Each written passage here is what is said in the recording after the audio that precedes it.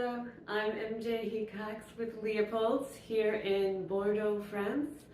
I'm on the right bank in the famed wine region of Saint-Emilion, visiting Chateau Tournefeuille, that means turning leaf.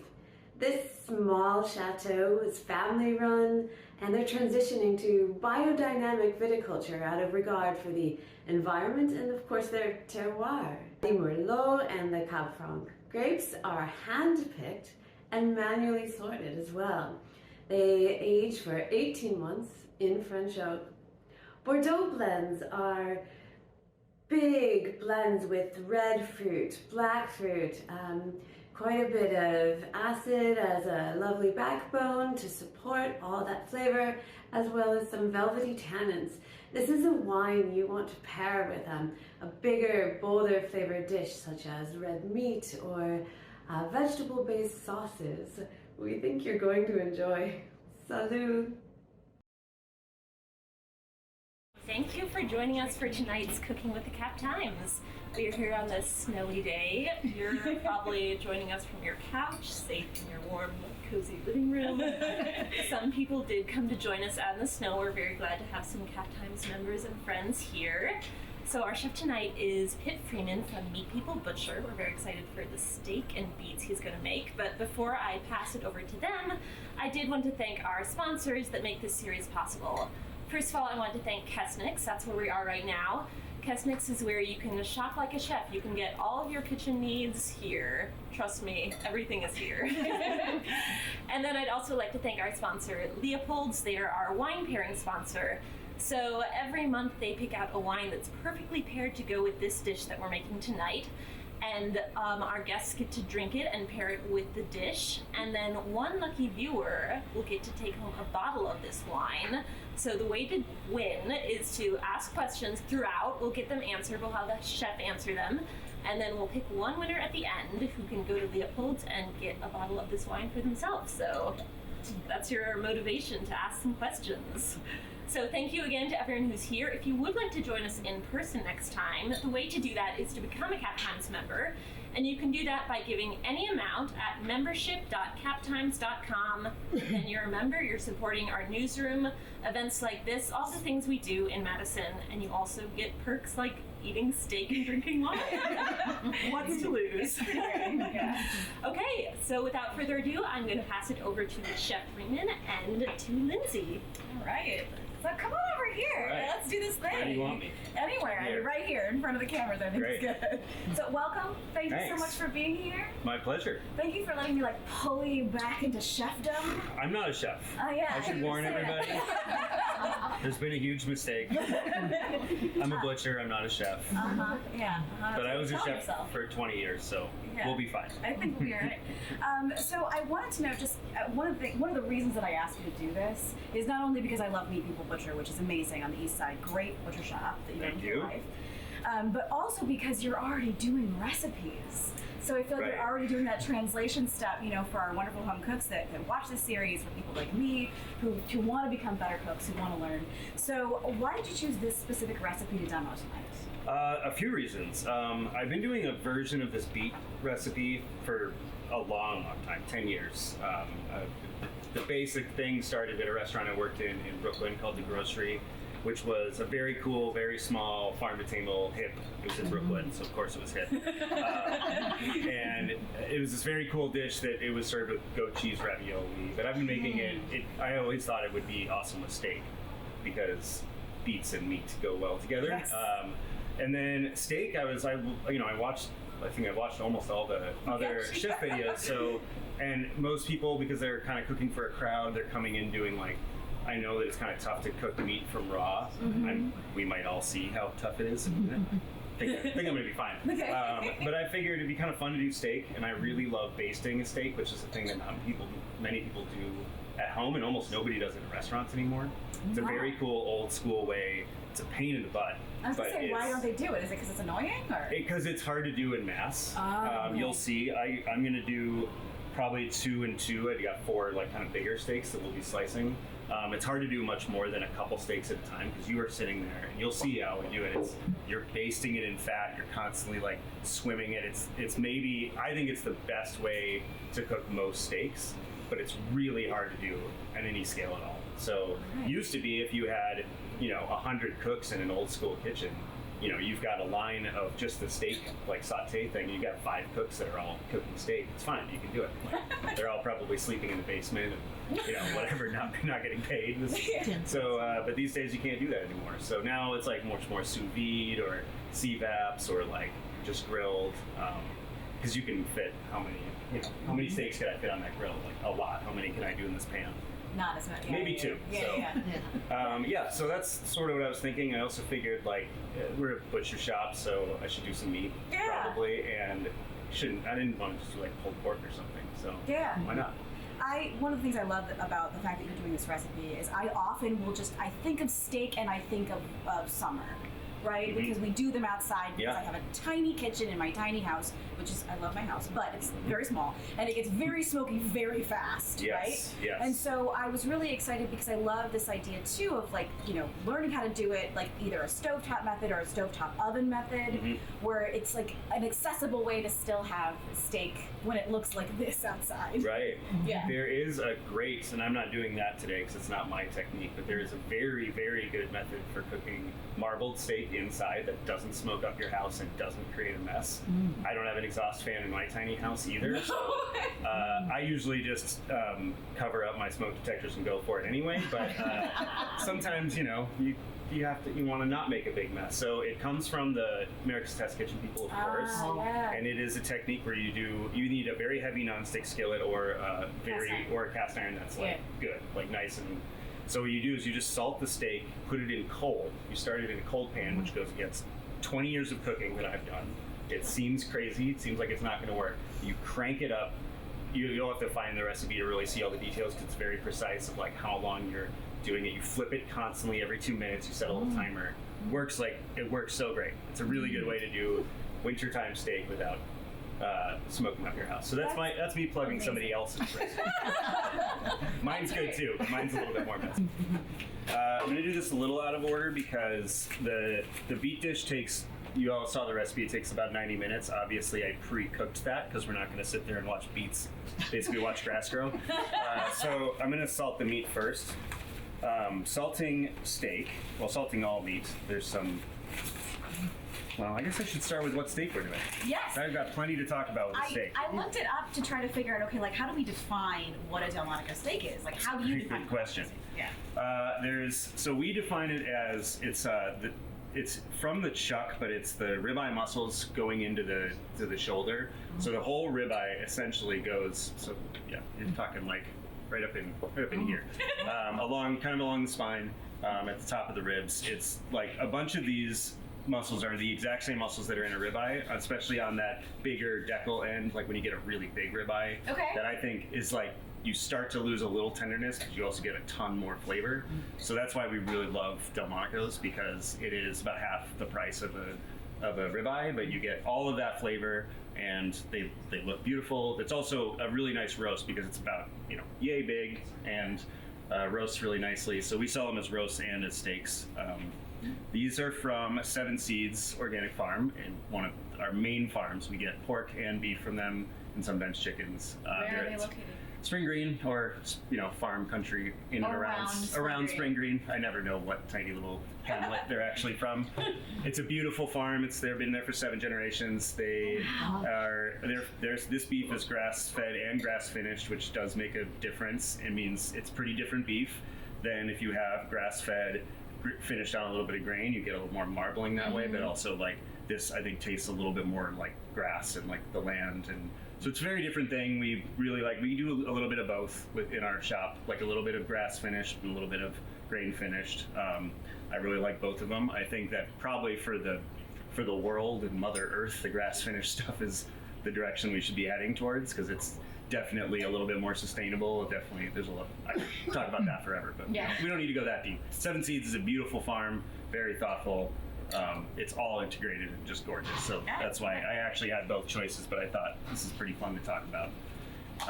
So now we'll talk about salting meat.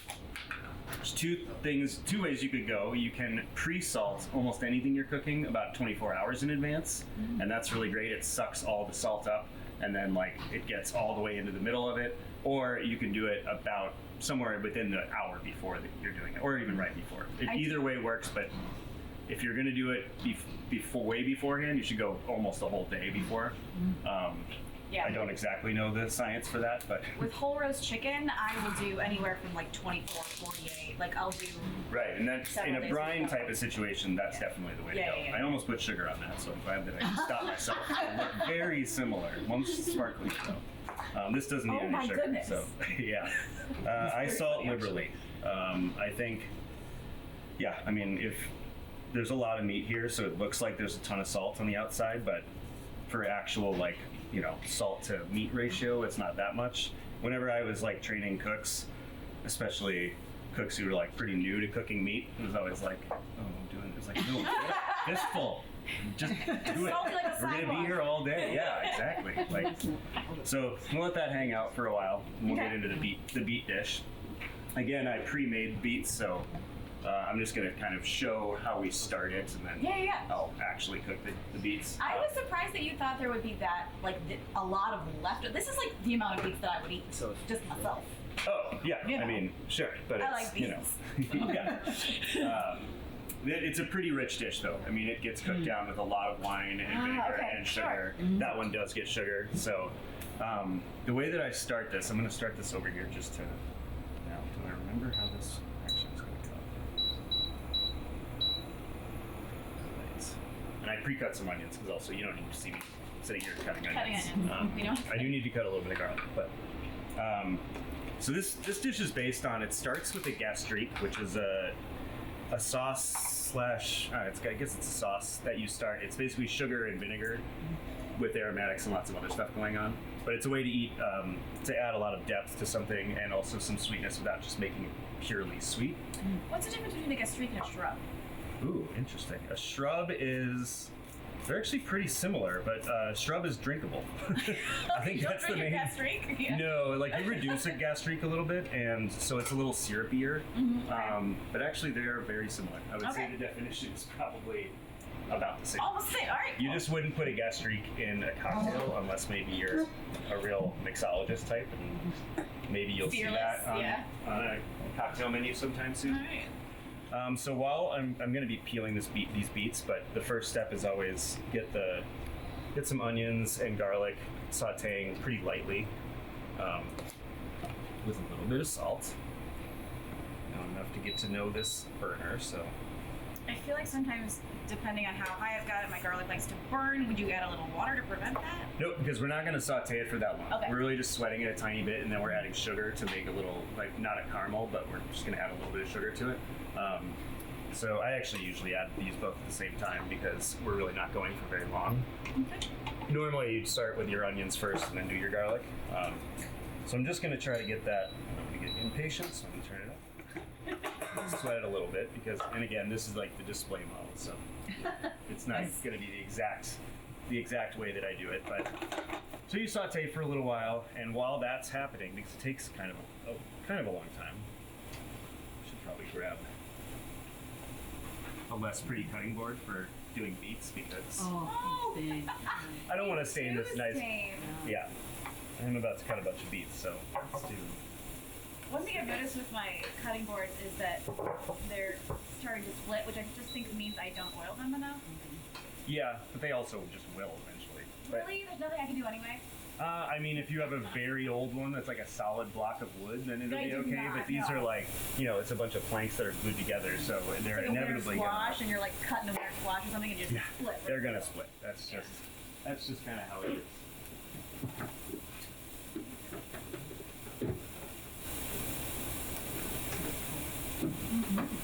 Colors. I had a peeler here, but Peeler? yeah. Figured you guys would have a peeler. I feel like my grandmother always used to peel like potatoes, beets, everything with a paring knife, which I do not. Oh, that's crazy. That's like that makes me so nervous. I know. It's just. She was real good. Yeah. I like the Y. I have both kind of peelers now, but I've noticed that more chefs use the Y versus the handheld. You just have more control. It's, you know, it's like, because you also don't do as much, stuff. Like, the home cooks do a lot more of that, and that's just a good way for to have peels kind of fly all over like those just did. Turn that down.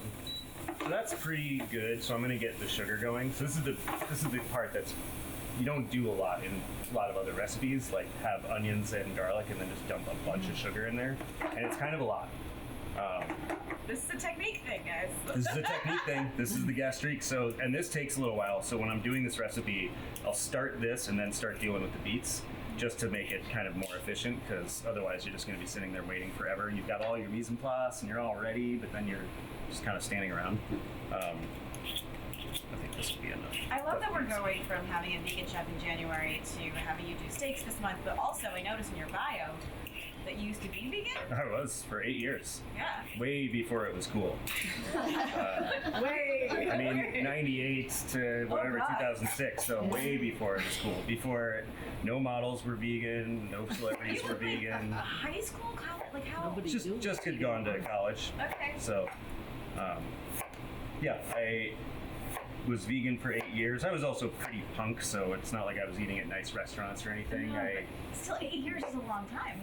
I basically stopped being vegan the day I got a job at a restaurant in New York, at a French restaurant. So because it's like you had to be able to taste I knew it was going to happen, but I hadn't eaten any meat, and then I had a family staff meal that was steak, some scallops, some very creamy risotto, and a bunch of veal stock sauce, and I think a little bit of shrimp.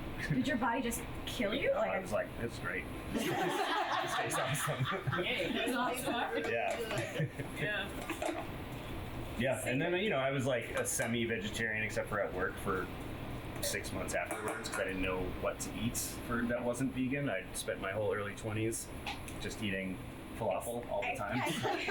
It's the opposite of a lot of folks who are like, well, I would eat more plant-based, but I don't. What am I eating? Like, yeah. Right. To make that transition back is interesting. Yeah. And then I actually worked in a vegetarian restaurant, and then I ran a kitchen at a natural food store. But I was like back and forth between vegetarian, vegan cooking and meats, and then I got a job as a butcher. And, I mean, I still eat a lot of vegetables. Obviously, I'm doing beets with this dish. So yeah, so I'm just giving these a little dice, and this is another thing that I like about this recipe. I think that the overwhelming majority of beet recipes you'll see have you do the same thing where you cook them in their skins till they're soft, then you do stuff to them. Yes, I do that all the time. It's very easy and it's convenient and it's delicious, but there's a big textural difference when you use them from raw like this. I think people don't like staining all their stuff, I guess, and I don't know. It's not like squash or something that's actually kind of hard to peel when it's raw. It's pretty easy to work with. If you have a red cutting board, I definitely recommend using it. Or if it's my kitchen. It's nobody's business whether my cutting board is stained or not. That's what I'm saying.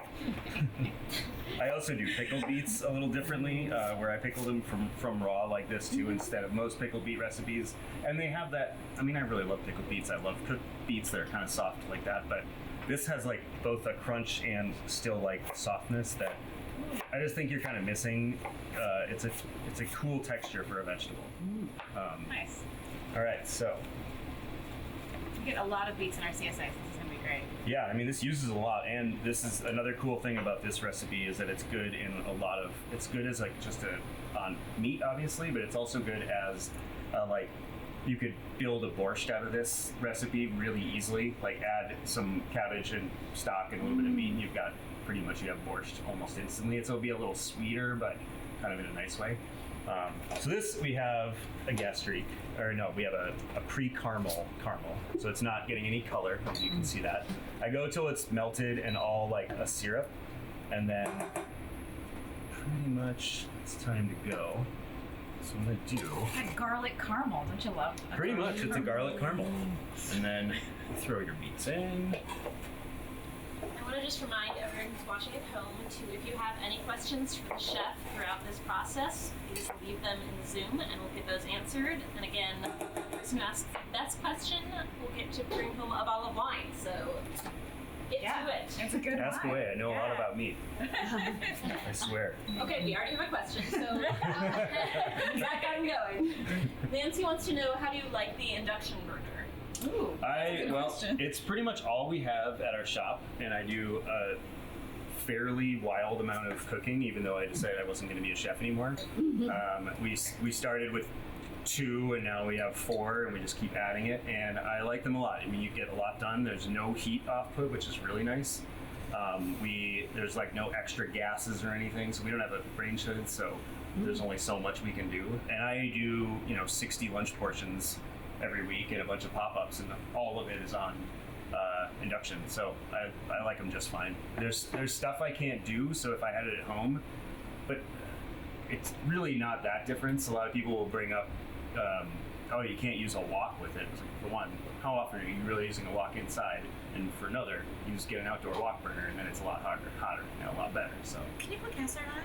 yeah, oh yeah, cast iron works better than almost anything else. Cast iron can get ripping hot on one of these things. I was like, It's I would great. love it. It also boils water induction. faster than anything else. Yeah, I was thinking about induction, but I have all-clad, and I don't know how old my all-clad is. Oh, it'll be good. All-clad stuff is all entirely has ferrous like metals, like magnetic Nice. metals in it. Yeah. Which is why all-clad's so That would good. be my only barrier, is because I love my all-clad. I name it, Yeah, I mean, it's very great. So at this point, this is I'm adding my vinegar, and then we're gonna do some. That's red wine vinegar. It's red wine vinegar. Could you use sherry vinegar? Can you use something else in there? Sherry vinegar is. I've done it with sherry vinegar. It's I like- nice. yeah. It's a little bit. I would add a tiny bit more sugar to make the Okay. balance work, but it Okay. actually is really delicious. I like I've sherry actually vinegar and finished beets, sorry, this. yeah. I've finished this with a little bit of sherry vinegar when Yeah. it wasn't quite tart enough. Yeah, so I've actually done versions of this also, like change the flavor profile, but everything else is the same. So I've done it kind of Szechuan by using like a little bit of Qingkang vinegar, the black vinegar stuff, and then a little bit of Shaoxing wine, and reducing that, having a lot of sugar, and having like 5 spice powder, and that's really Nice. fun. Like it's still like the same texture and the same everything else, but totally tastes different. I've actually done it a little bit Mexican too, so the same technique. Nice, It's just yeah. a really cool way to cook beets. That's really cool. I am a pantry maximalist, so I have all of those things. Sure. See, I mean, that's the thing. If I've great, I've yeah. done it before when I didn't have any red wine vinegar, so it's like, Like, well, oh, I guess good. we're changing the entire meal. I don't have red wine vinegar. So I just do this for a little while, and then this is again going to be a little magic because I realized that I didn't bring a bottle of cooking wine, and I do not use this wine. There's an old thing where like all the Jacques Pepins of the world, they like said, oh, don't use any wine that you want to drink, and it was like, don't use wine that you would drink. It's crazy to take a wine with like, well, also don't use tannic wine to cook with, like, period, unless you've got a really specific thing going on. But the idea of using nice wine that I'm going to cook with beets for an hour and a half is crazy. It's like, Yeah. use like, I mean, don't use something like terrible or like, Yeah. that's like corked. But I made your pork bourguignon, Mhm. and I came in, and Jenny, your wonderful wife, who runs the shop, I said, I'm making this, and I need just like a sheet. And she like brought something from the back. It was like Yep. $4 something, and I'm like, yeah, sold. Give me that. That's what I would have brought if I had remembered it. But anyway, the point is right now, at this point, once you've got this simmering for a little bit, you're going to cover the whole thing with red wine. So let's pretend this is red wine, and we'll just get that nice flavor. I'm going to add a little bit of black pepper. I don't do much for spices in this. It's just salt, sugar, black pepper, and then the beets and everything else is kind of going. I mean, it already smells. It makes your house already smell smells really good. pretty fragrant. Yeah. Like, so then you just cover this, let it go for, check it after about an hour. You want the beets to start to be tender but not be mushy. That's Okay, really when okay. you're done. It usually will take more like 90 minutes, but at this point we've been cooking it for 20 Are we minutes. on low? We go on low at a low simmer, keep Okay. it fully covered, forget about it for a while, set a timer, and then Yeah. when it's about, and it'll come out still pretty liquidy because there's a last step that you do right before you're gonna plate everything. So, and I'll show you that with the real version. Okay. So for now, I'm just gonna take this off, and we'll pretend that we cooked this for an hour and a half here. On my electric stove at home, which like no chefs have electric stoves, but I have us one, do. liked it. Really? Mhm. Cool. I don't love mine, but it exists, and it's currently what I have. Yeah. So, but I do a two burner method where it's higher on the front and then it's lower on the back, and so it's because it takes such a long time for it to come down. Right. So for something like this, I'm keeping that back one on low and I'm scooching it back because otherwise it's going to take 5 minutes for it to. Right. Come That down. makes sense. Yeah. I had a glass top electric stove, and they're easy to clean. It's very easy to clean. It's very easy to clean. That's nice. I mean, the induction ones are really the way that it's going. They're still easy to clean, and they boil water in like seconds. So that's great. All right, so I think we're about ready to do steak. I'm trying to think of my timing since I'm mostly trying to do stuff up here because it just seems like bad TV to have. It is. Yeah. It's nice to be able to see what you're doing. So, Right. Yeah. So I think what I'm gonna do is cook steak. Okay. And then I'll because I have to rest the steak. I'm just kind of talking through my process. Okay, do it. And then, we'll finish the beet dish. And so I think I'll probably just. We did get a request since at the beginning when you were talking about the meat. We had some issues with the sound. Sure. Could you talk a little bit more about the cut of this meat that you chose? This steak, yeah. All right. We'll go over it again. You guys all know this, but so this is Delmonico steak. I'll get this out of the way so you can see a little better. Which is a shoulder steak from the chuck. It's not something you normally would see at most butcher shops cut as a steak. It would just be part of the chuck roast. But it's the continuation of ribeye muscles. Thank you. Going into the shoulder. So it's like 3 or 4 of the same muscles from the end of the ribeye are in this steak. They're wonderful. They're so flavorful. They've got marbling. They've got some fat around it, but it's not a big fat cap. For us, generally, if you get a whole chuck roast and you roast it, there's usually that best part in the middle, and that's what this is. And for me, it's like, I mean, it's good if you cook it to shredding temperature, but it's better at medium rare to medium. So we sell this as a steak. So, and this specific steak came from 7 Seeds Organic Farm, which is in Spring Green or nearby. It's a great grass-fed, grass-finished organic farm. They raise actually it's start to finish. I didn't talk about this. They raise all this doesn't affect the beef, but for their pork they raise all the grain that they feed them, all organic. And they also have planted rows of fruit and nut trees that they're almost ready. I think next year they'll start actually dropping, so the pigs are going to eat the fruit and nuts. Like also the pigs there, their pork is pretty incredible. The pigs there eat, when they're young, they eat whey from Upland's Creamery. And when I say eat, I mean they swim in, basically, and kind of wallow in and just live in whey. It's very fatty pork, and it's really delicious. But yeah, it is like they do everything start to finish, so everything's grass-fed, grass-finished on the beef. And it's a great farm. I like the description of as it being like part of a ribeye, but like a really good flavorful part of the ribeye, but not $75. You know, like right, exactly. Yeah, and it's because another thing we do at Meat People is we do seam butchery, which is we find each muscle or a small assemblage of muscles and cut them apart instead of using a bandsaw, cutting big hunks of just chuck all look the same and everything. Because we get whole animals, we only get 1 beef a week. We have to find every single steak we can. So we get a lot of steaks you'll never see anywhere else. I mean, in like around here. There's whole animal butcher shops all over the country doing this now, but it's a very old-fashioned way, a pretty French way of cutting meat. Also, South America, they use a lot of individual muscle cuts too. So we have a lot of pretty loyal Uruguayan, Argentine, and Brazilian customers who can't find picanha, and I love that steak. Picanha is fantastic. It's really good. I know. Yeah, it's great. I told myself I need to like stop buying the same thing. Right. To like try other stuff. I mean, once you like something, Yeah. And picanha is still pretty inexpensive, so it's great. why not? Yeah. It's a sweet spot. Our Zoom chat has a theory that we're being attacked and sabotaged by vegans because every time we talk about meat, something happens. I don't know what's going on there. I was waiting for the vegans to come after me ever since we opened. I haven't had anybody. Maybe it's because we're in Monona. Yeah. We did have a question. Jane wants to know where you learned butchering.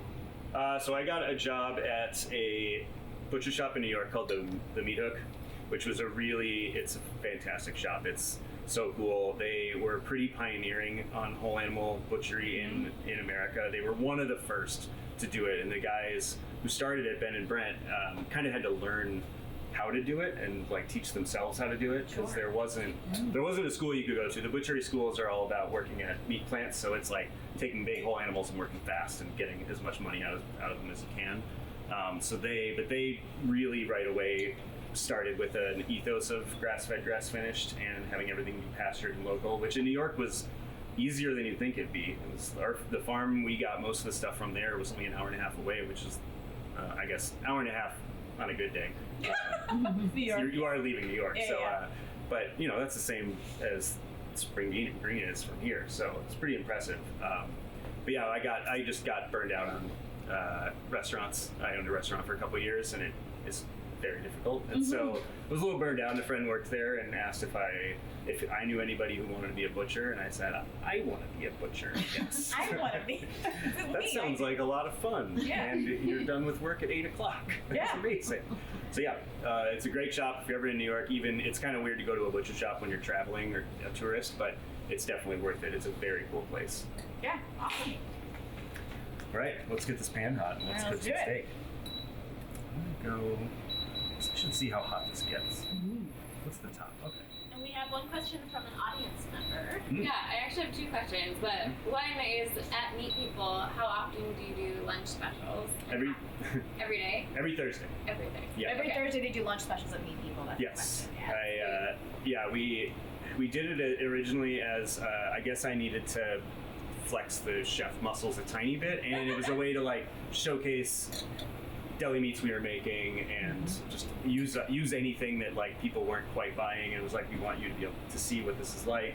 Mortadella. At Mortadella, yeah. And then So good. it sort of snowballed because we like couldn't really get bread like one day a week, and I always wanted to change every recipe. So and then I started making all the bread for it, and then it's like, yeah. So now we make right. like every part of it ourselves. I don't make cheese, but other than that, we basically do every part of it.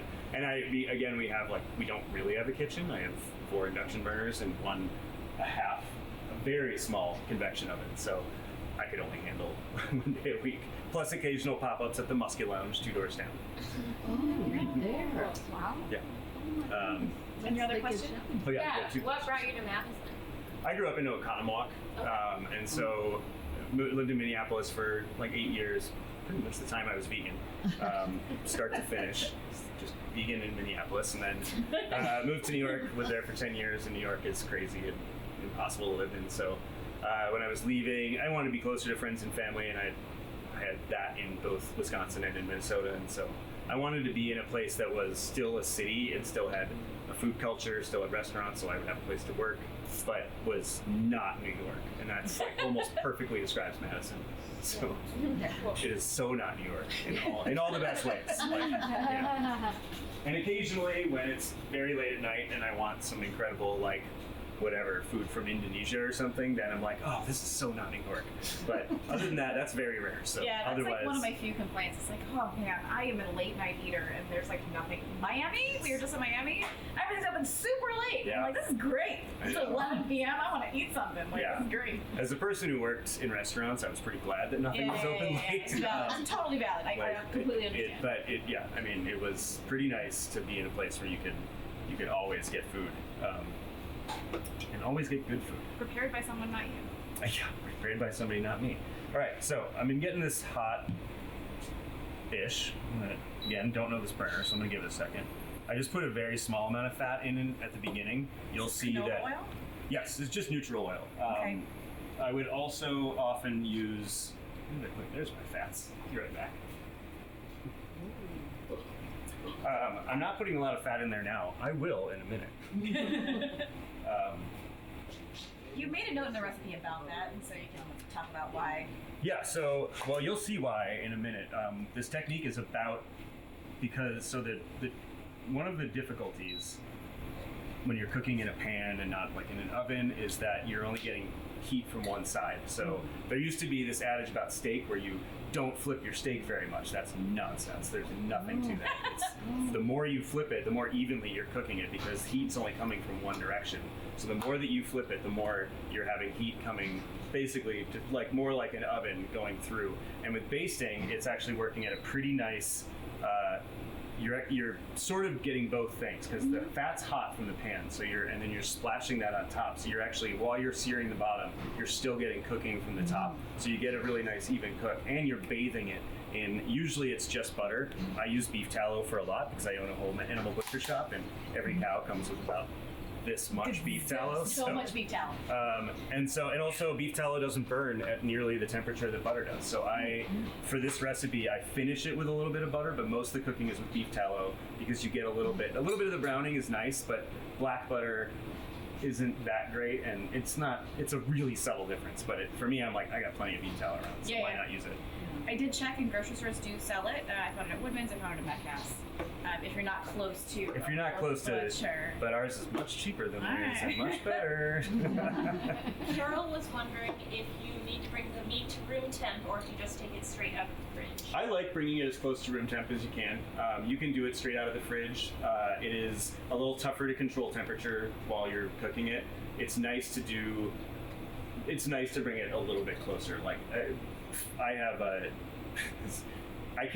hard time really letting a steak come up to room temp in my house because I have a dog who will always find it no matter what. And so I would have to hide it in the basement or something, and so that's not really worth it. I mean, she really will find it no matter where it is, so she'll jump on top of the fridge if need be. Oh, this is the other. Oh, okay. The other, she's a thief. She's basically a cat burglar. So, and I always get great results without, I think it's nice to be able to let a piece of meat come up to room temp because then you just have more control over how fast it's going to cook. So I'm going to start the steak. It's going to get louder. So. Okay, so we're ready for it to get louder. Yeah. No sabotage. Yeah, that's a good point. I'm going to add just a little bit more fat. And then Rebecca asked if you have a new smoker yet. I assume that means she says we miss the amazing hot dogs. That's a long story. No, and I don't know when we're going to be able to. I mean, using a smoker anywhere near a residential area is always hard. So there might have to be some kind of other venture. So I'm sorry. I know. I miss the pastrami. I miss our bacon.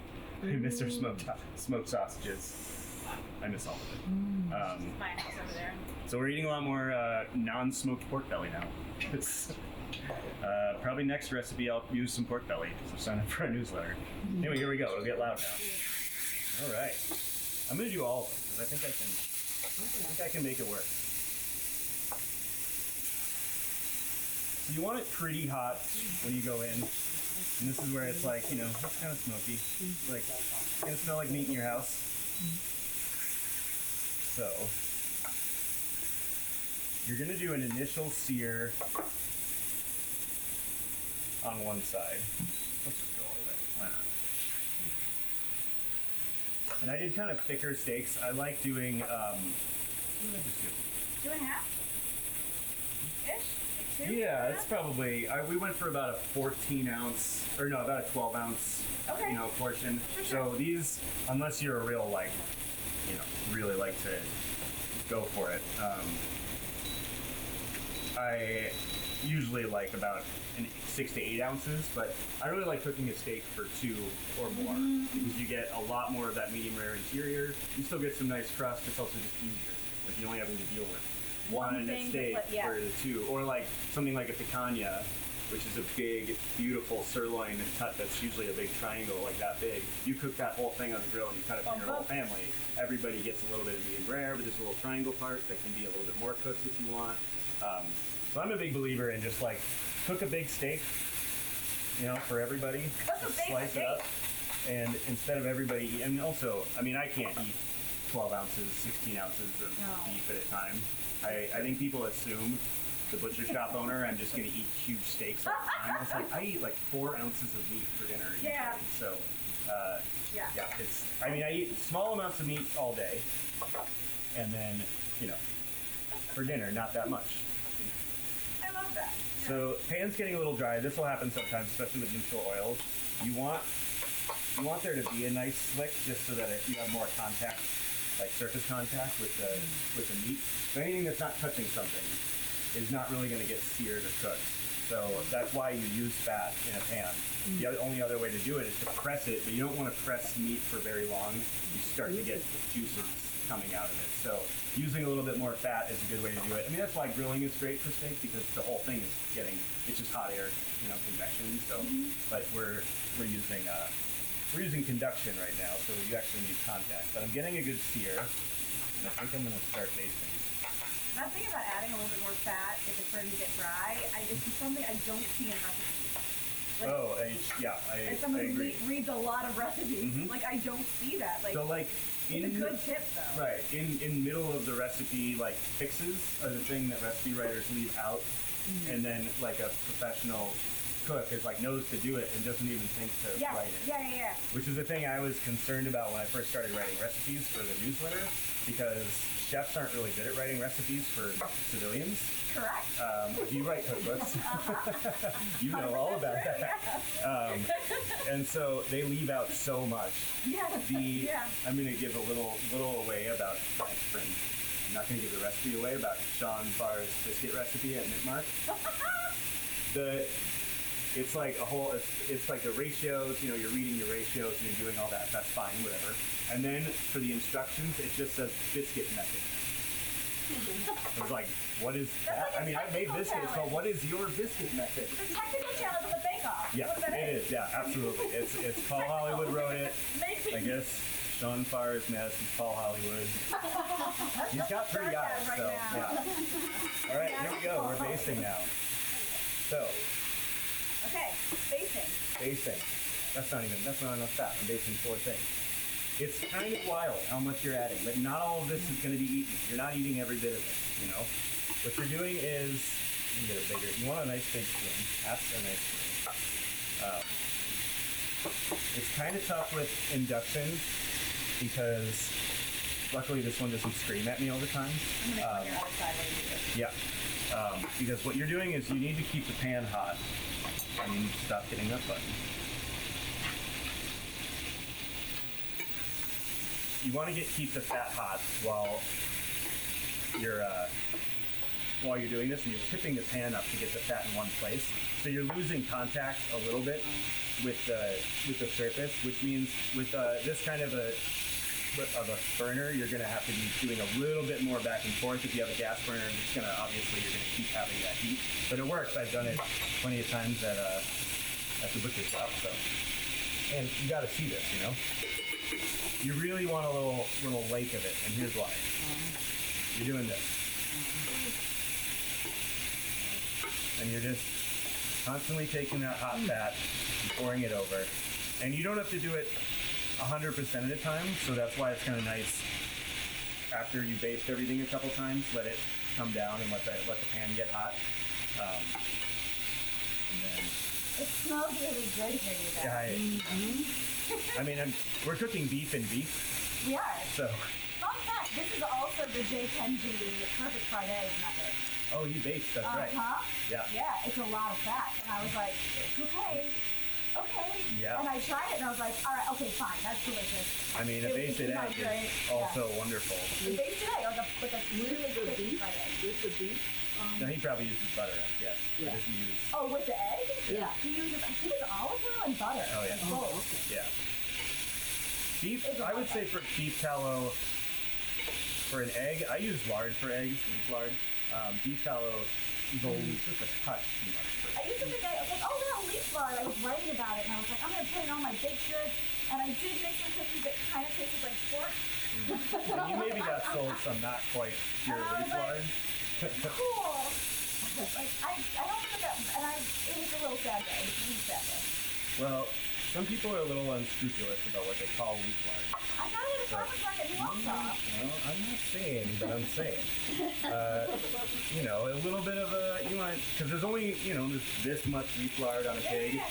There's this much fat back on a pig, so I get to sell our fat back, especially from the Seven Seas pigs, to Osteria Papavero, which is great for that amazing fried bread. Not everybody gets to do that, and so you might sneak a little bit of that fat back in the leaf lard, and there is a big flavor difference. Like leaf lard tastes almost like nothing, but it's like the best cooking fat, I think, on the earth. That fried bread recipe is in the Papavero cookbook. Hey! Yeah! Well, then you could get... I mean, I'll tell you all the fat back you want. If you want to recreate that actual flavor, come on down. But we also sell leaf lard, and it's when you use a real one, it like tastes like nothing. And It tastes like nothing. like, but just adds a like really beautiful richness. And texture. It's all about The texture is incredible. All right, so. How would you know if you salt and or pepper the meat before searing? Oh, I salted it. Maybe that part wasn't in there. I don't put pepper on steaks or any meat before I cook it, which is weird. My reasoning is pepper burns at a pretty low temperature.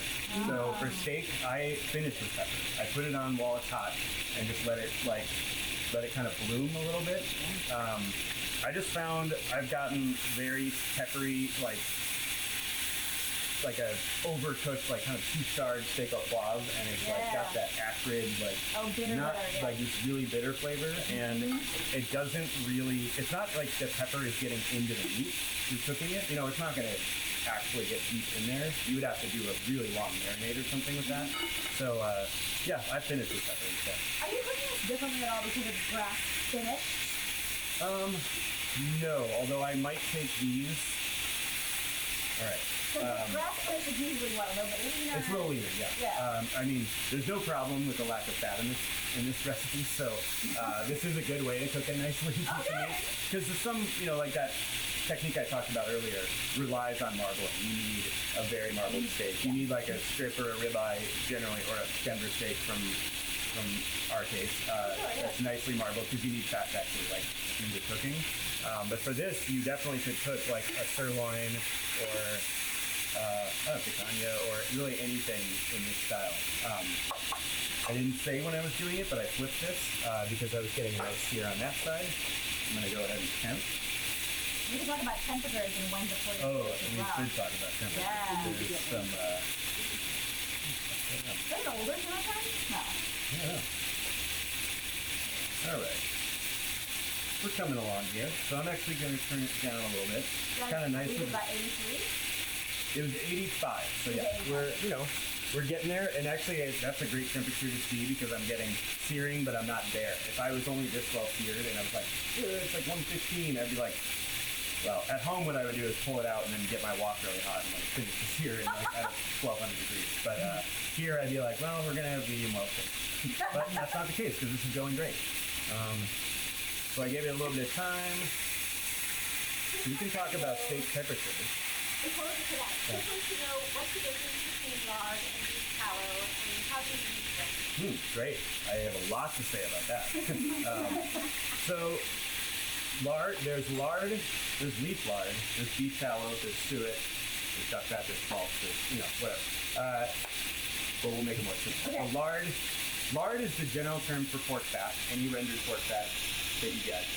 Leaf lard is the fat that's right around the kidneys and around the tenderloin, around the inside of the cavity. It does no work. It's no blood flow. That's why it tastes like almost nothing. It's just there to insulate organs, and it's not really there for temperature regulation, which is what others just getting way too scientific. But if you ask a butcher about lard, you're going to get an answer. So for cooking, leaf lard is the best. Leaf lard, it melts super easily. It makes the best, crispiest pastries. It's fantastic. Doesn't taste porky. Lard, which usually comes from the back fat of the animal, which is there to regulate the temperature, tastes porky. It's delicious and very rich, but it tastes like pork. And beef tallow is essentially the leaf lard of beef. That's all it is. It's just the same thing, the same around the kidneys fat. Same, like, I would never cook this with just rendered beef fat from like the edge of a ribeye or something. That's gonna burn a little bit. That has like more sugars. There's more science there, but it just isn't something you really want to cook with. Yeah. So yeah, and what I do with it, for lard, I cook everything that I cook at home in lard. I would say it's where everybody else would use canola oil in a pan. I use lard automatically. It's rare that I use canola oil to saute, sear, or anything. Obviously, I don't make vinaigrettes with lard, although I'm working on it. So I feel like when Underground had the whole Underground setup, the beef tallow was one of the things that we're constantly trying to use. Is beef tallow. Yeah. And it was funny, I think when I mentioned beef tallow as part of this recipe, my husband was like, oh, but you don't use that, that's for candles. like in these fantasy novels, like that they use tallow for candles, which I think you can. Like, You absolutely can. We have somebody. We have somebody. We actually made some candles. One of our butchers is playing with the edible candle thing, which is kind of a cool thing now. Where you have like a seasoned tallow candle on the table, and you can dunk bread in the melting thing. But so that's again still food. We have somebody making soap out of our beef tallow. Yeah. And it makes the best soap. It's great. Because usually you need a solid fat for soap, and most people use either shea butter or palm oil, which is terrible. So I know it is tallow, especially in those fantasy novels. J.R.R. Tolkien talks about it, I think, a little bit. And it is. It was, because it's such a solid fat. It was the fat of choice for a lot of things like candles and soap. This is like a pack of rockets kind of. Oh, right. Yeah. All right, I flipped again. We're humming along. It's looking good. If you're at home, you've got all of your fans on, yeah? Yep. I know. They haven't heard this. Not over me. Sorry, guys. So another thing that a lot of basting recipes will have you do, and I will have you do this at some point, is put a little bit of garlic and maybe thyme or rosemary in it, and I definitely will do that. I'm not going to do it yet. We've got some more cooking to do, and the garlic will burn. It'll do that thing. It'll get that. And the burning. We're not looking for. It's not going to infuse the oil any more if you leave it in past the burning stage. You're just going to get burnt on it. It's going to get bitter. So for me, but while I'm waiting for that to cook a little bit, I'm just going to pre-smash it a little bit. I tend to burn garlic because I'm not putting it. Right. But in this, you see how long we're going. It's garlic's going to burn. It's just going to no matter what. So just pre-smash if you have them ready for when I'm ready to go. Tina says, this looks amazing. Unfortunately, she can't eat beef, and she was wondering if there's another kind of meat you would recommend in place of that in this recipe. Oh, absolutely. Lamb, if you can eat it. You could absolutely do a lamb shoulder chop like this. You could do a pretty thick lamb saddle or loin chop. I just did that for my husband's birthday on Sunday. I did lamb, and I should have done this. But also this, you could do, I'm going to cut my tie here because sometimes the mussels want to seize up a little bit. Don't do that at home, that's very hot. I could say, chef hands, don't do that at home. Yeah, you just reach right into a pan. Yeah. Very hot oil. You can do this with pork too. A nice big pork chop is a great thing to baste with. I would probably switch to lard just because, again, I love lard. And you sell lard, right? Oh, we sure do. Yeah. We always have it around. This is a good method to cut to cook any thicker piece of meat. There you go. A little low, but this one's getting close. I splurged about 6 months ago and I got a thermopan because I had a thermopop, which is a cheaper version of the same thermometer, but the thermopan is amazing. Yeah. It's worth it. Yeah, they're really great, right? They sell them at Ketchnick? They probably do. It's a little free plug for you. Yeah. Come get a good thermometer. You deserve it. Oh, absolutely. That is the thing that happens a lot at the shop where people will be buying, spending $150 on a prime rib, and I'm like, you have a thermometer, right? No, it's $10. It's right there. I mean, the thermopan's more, but Thermopan is more, but still, anything, yeah. We were at an APT, we were grilling, and my husband realized that we hadn't brought a thermometer with us, and we need one when we're cooking meat outside especially. And my friend Sherry is a restaurant consultant, and she just travels with a thermometer all the time. Wow, that's cool. Yeah. I was of course she does. All right, one of my steaks was a little thinner, and so it came up pretty close to the temperature. What temperature did you pull it? I pulled this, it's about 115, I think, but because I still have more work to do, and I don't want to miss out on the butter part of this fun and all of this, so I pulled it off because we're cooking for a crowd. Normally you'd just be doing one steak, so this whole hiccup wouldn't happen. But, you're cooking a bunch of steaks, they're all different sizes, and now you see why restaurants don't do this. It's tricky. It's tricky to do. All right, we're getting close on that one. So I can talk about temperatures a little bit. Yeah, talk about temperatures. So, Chris Murphy, my wonderful editor, hi Chris, he doesn't usually have to have a ton of comments on cookie crafting, but he really had questions about the temperature here, about when you pull it, what that means, if it's medium rare, like that kind of thing. So let's clarify. This is where we're gonna talk about it, and I'm gonna do a little you know that little asterisk thing in the bottom of restaurant menus that say cooking, undercooked, whatever. Have that in your mind while I say what I'm about to say. So the tricky thing for people, for home cooks, is that there's temperatures to cook to at home that the USDA and the Beef Council and everybody else says, and then there's what you do in restaurants. Because if you had a steak cooked to the USDA's medium rare at Tornado, you send it back. It's medium well, like it's overcooked. By the time it gets to you, Oh no, even when they pull it at medium well. Oh, right. They tell you to pull it at medium well because medium rare. If you wanted like the pink all the way through, but it's cooked it's cooked.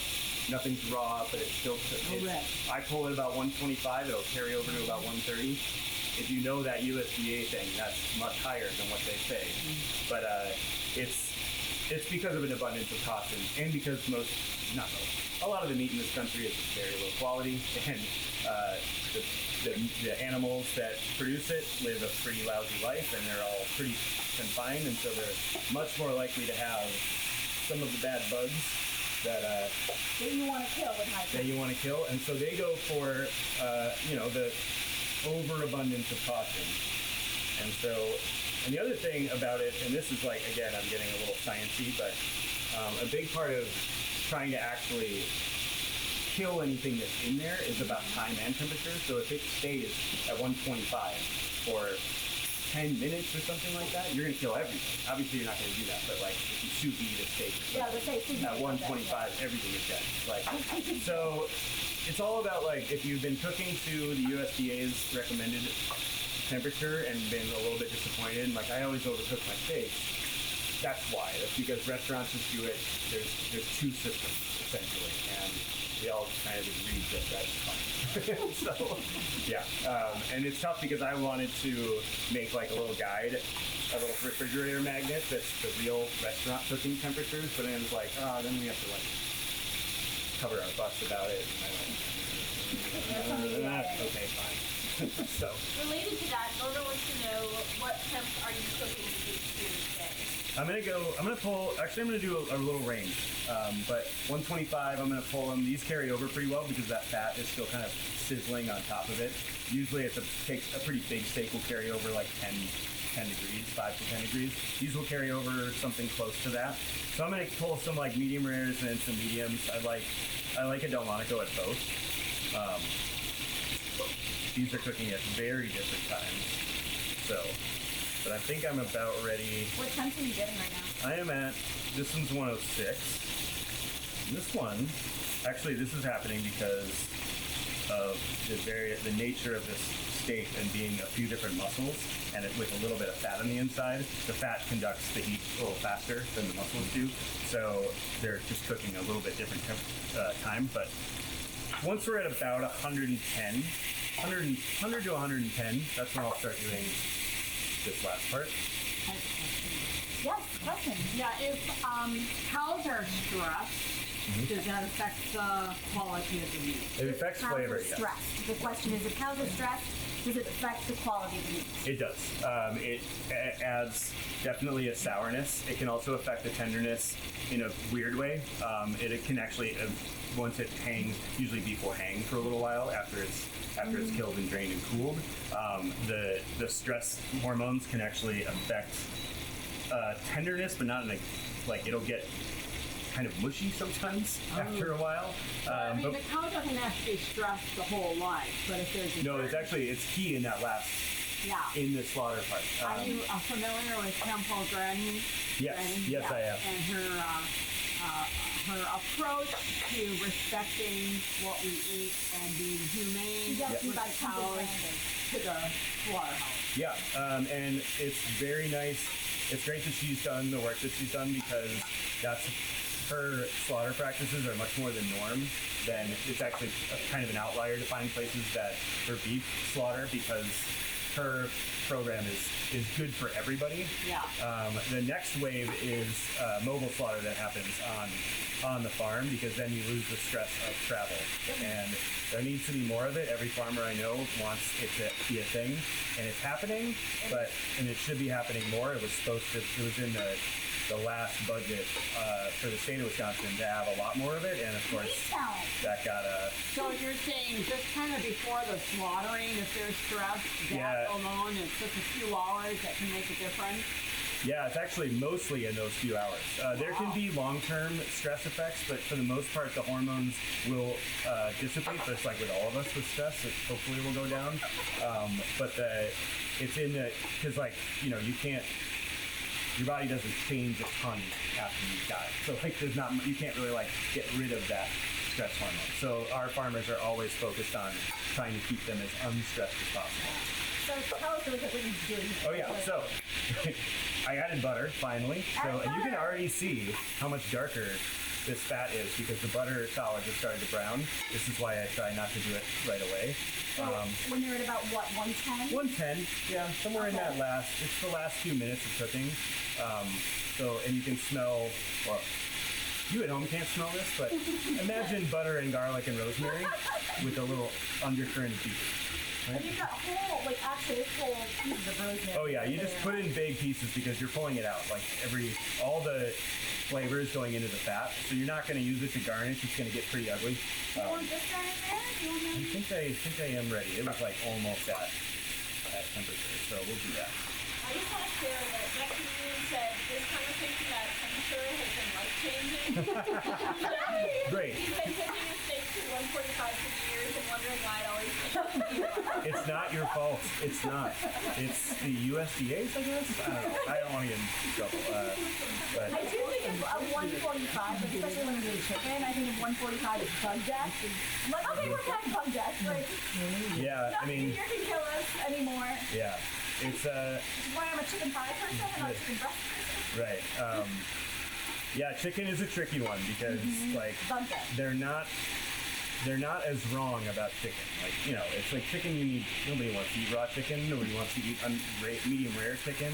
I know they've got that chicken sashimi in Japan. I'm not interested. I'm very adventurous. I'll eat all other meat raw, but I've had salmonella and it sucks. So, I've been a cook for a long time. Yeah. I've had everything. If it's out there, I probably have it. No matter how careful you are. I get this now. This is my restaurant. This is a lot of spooning. Right? I mean, not everybody else is getting interviewed and able to talk while doing this. You're just having a chef yell at you about where the bleep is for bleeping Delmonico. So, Was the restaurant named for, there's Delmonico's in Brooklyn or New York or somewhere? Yeah, it was. It was William Madison too, yeah, the food bite. The original Delmonico's, there's actually one of the first restaurants in New York. One of the earliest. The first one was 1790 or something like that. It was when Wall Street was the top of New York City. Okay. So, but it was, I don't know, I think the steak name does come from there. So, I'm going to pull this because I'm getting a bunch of very, there we go. There we are. All right. 128 is what I got 128 on that one, which I like a lot.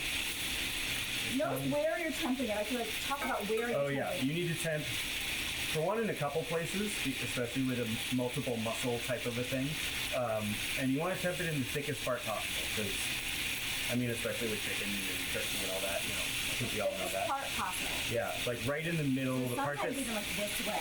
Yeah, the part that's been getting heat to least directly. So I've been getting some 140 somethings and then some 124 there. So that one's gonna stay in for a minute longer. This one, I bet that one's done. it's probably done, but this might be my more cooked one. Oh, okay, sure. No, we'll try. 140, 141. Oh, it smells so good in here. It smells amazing. I remember I was working on a story once about a restaurant that was serving steaks that were basically just a bunch of pieces melded together with meat glue. Great. And I was trying to write about this restaurant, and I was like, I don't know what this steak is. I've never heard of this steak. I'm Googling it. I'm looking it up and trying to. So I started calling butcher shop. And I think I called Conscious Carnivore at the time, and I was like, what is this? And they said, oh, that's not a thing. It's just a bunch of pieces of beef that they have held together with meat glue, and they're calling it a steak. That's so funny. The restaurant didn't know. The restaurant was like, I don't know, it just comes in this box, and they call it. Oh, they weren't. It wasn't like Wiley Dufresne doing like.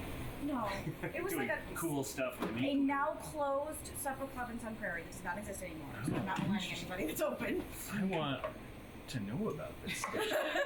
I mean, this I like can go back and look and find exactly. this is like the opposite of what we do. Yeah, I know. Meat people, so I'd be like interested to see. I don't have a lot of experience because I came from straight into this like kind of hipster cool guy butchery way. I mean, I know what I am, you know. Like I've seen my own haircut, I guess. But I don't really know about lots of like the standard meat market, the like box beef, like Yeah, a lot of those it's a kind of box. tricks. Our opening manager, she worked at Jim's Meat Market, Yeah. like the Northside Co-op, and so she actually had the like more of that knowledge which we needed. Just not that we're doing much of that, but it's when somebody comes in and asks for, I mean, if they ask for that thing, I'd be like, I don't have any idea what that is. Yeah. And then it's nice to actually be able to say, oh, no, we don't have that because we don't have anything that's meat glued back together. But not like out of any hatred of meat glue. Yeah, right, exactly. Like, What was interesting to me is like meat glue is edible, right? But also, like, I had some feelings about it, them selling it as a steak. But then I was also like, if we're gonna do whole animal, you know, eat the whole cow, and people are like, well, I'm not gonna buy it unless it's this. Well, then make it something that people will buy, you know? Like, sure. It's interesting, and we do a lot of stuff. You know, we have a whole cow to use. It's not all steak. right? Yeah. Like A it's lot about of 30% steak, I would say. Yeah. And so we have to do a lot of stuff other than just ground beef. I mean, in the summertime we sell enough burger that it's Fine. all of those becomes ground beef. But other times it's like we make barbacoa or ropa vieja or like you know, any kind of braisy thing, and that becomes lunch. Or we make bologna, or you know, it's like just, that's all a good thing. Trying to use stuff up. Yes. But gluing a bunch of pieces of scrap meat together and calling it a steak, I don't think that's It felt not. because also meat glue transparent. falls apart once you heat it to Yeah. a certain temperature, like searing temperatures. So It felt less than honest. To yeah, me. right. So So what are they using for meat glue? It's a thing called transglutaminase. Yes. It's an enzyme that breaks down. It binds proteins together, so it will slowly break down and then reattach proteins. So you can take two pieces of chicken breast and just like glue them together. Can and the make- body utilize that?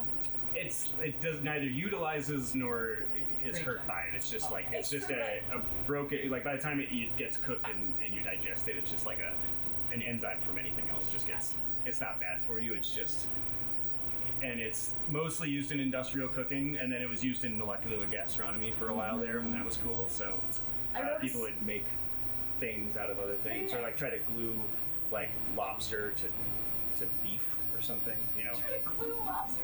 I think they did that at WD-50. That's but, amazing. Yeah. No, I did a story once about the glitter trend on lattes. There were places that were putting just like holographic kind of glitter on top of a latte.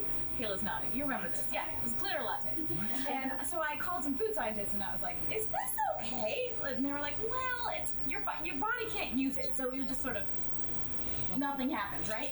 But I was like, Nothing happens. right, nothing happens. Yeah. But you basically you pass it. But the thing about it was like, would you give? They were concerned about like pathogens taking a ride, Sure. right? Yeah, that's and not I would safe. imagine, yeah. So I would imagine that something like meat glue, you could a similar idea. Like you could have pathogens can kind of hitch a ride. And I was like, would you give it to your daughter or your wife or your son or whatever? And they were like, Yeah. no, oh God, no way. So was Well, like, I would "That's say, enough," as one last defense of meat glue, it is made for food, and it's like yeah. It's not what the same as glitter. no, it's Yeah. certainly not the same as glitter. And it was Don't eat like, glitter. you know, when you see like lunch meat, it was like, how is a chicken breast perfectly round? And you know, Oh, like yeah. that's how that works. It's like it's gonna happen. Lunch meat that's circular. It's Yeah, because there's no muscle on an animal that's circular.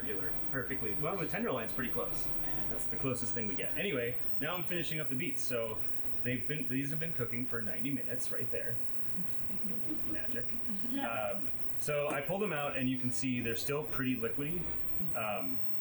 And this is kind of nice because this last stage both heats them up if you've done this way ahead of time or you've got this as leftovers, but also you're going to reduce this, and it takes about the same amount of time that resting a steak does.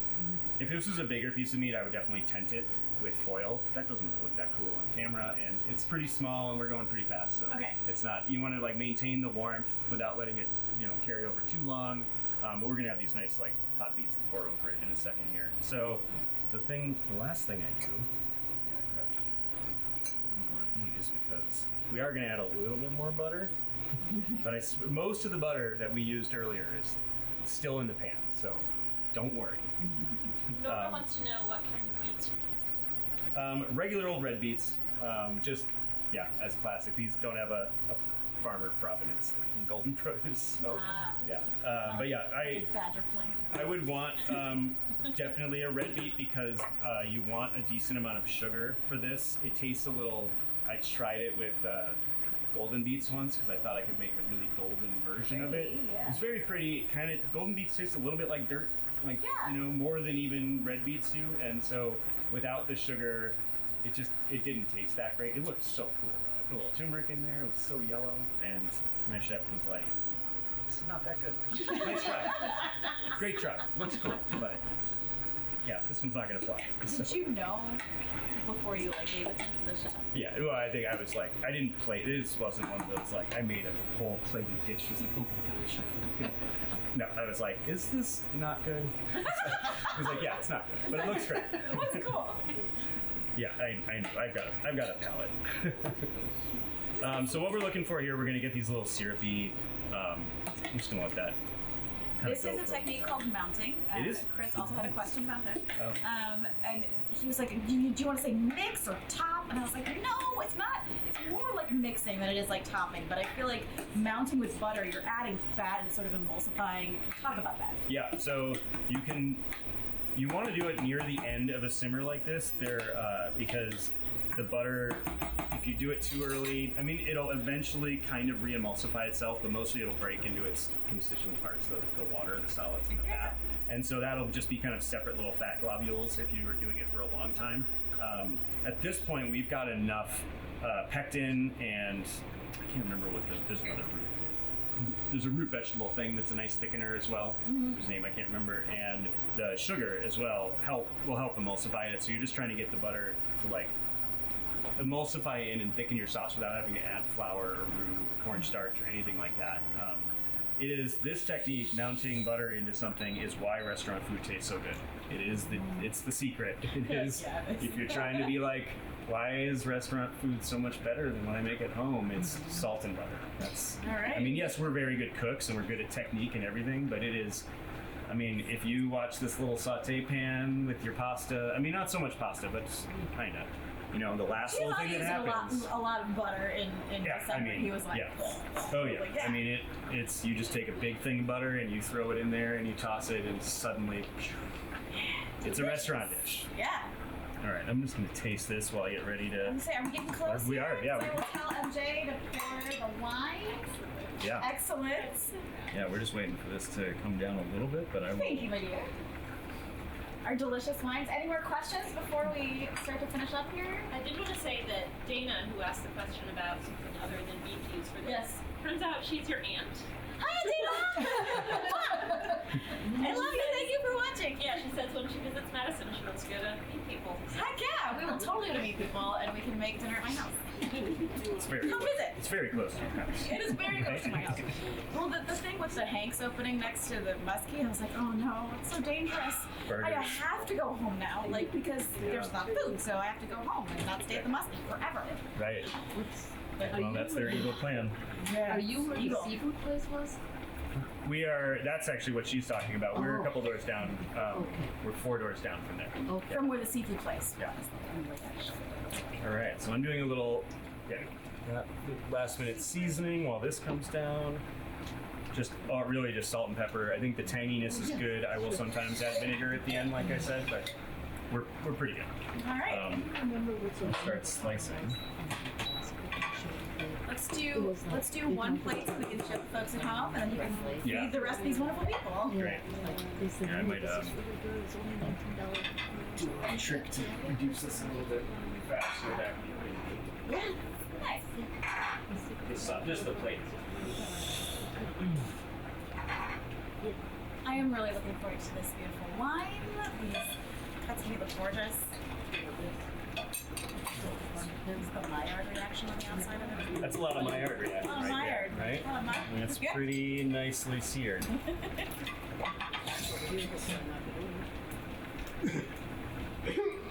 I get to use these, really? Absolutely. Thank you. These are pretty. Oh yes, please! Oh my gosh. Alright, so what's going to be the... Oh wait, pause a second. Stop. And I have a drop tray. I know. Wait. It's got routine now. It's got routine really abundant white bread. Yeah.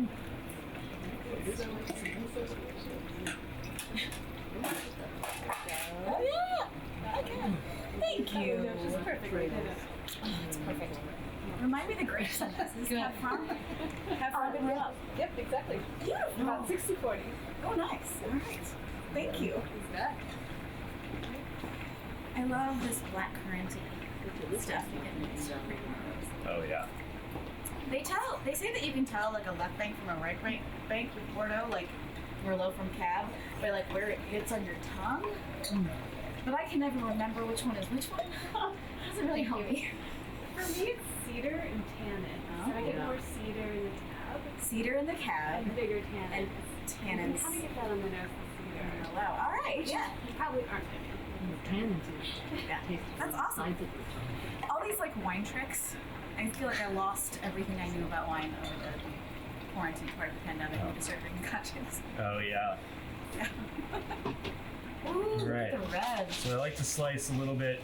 You know, generally, the Delmonico is nice and tender, so it's not like you have to cut it against the grain. But I always cut anything, even like a ribeye, everything but a tenderloin, because tenderloin's tender no matter what happens to it. I go a little bit of it at an angle just to get a little against the grain, because it also soaks up sauce a little bit better when you've got that, like that open, loose grain exposed to the sauce. Everything's just a little more tender when you go against the grain. Are you dealing with a lot of pre-orders right now because of Valentine's Day? Some. We're doing a cool, we're actually doing like a dry-aged steak kit that involves these beets.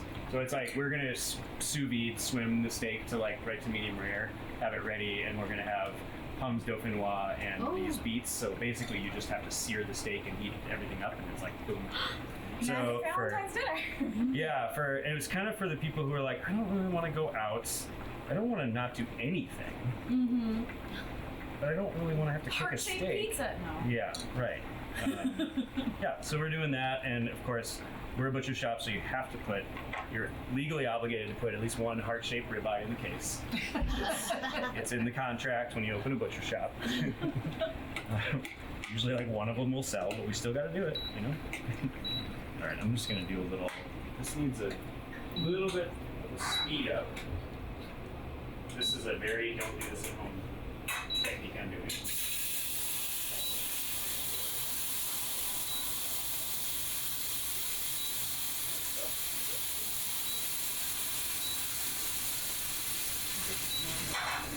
Oh, nothing in my home kitchen is ever that hot.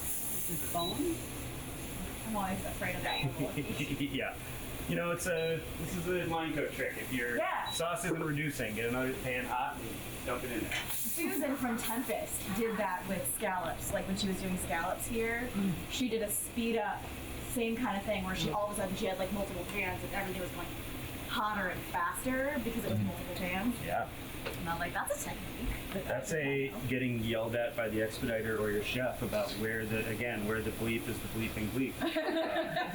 Get another pan hot and then you're there. That's already reduced, so there we go.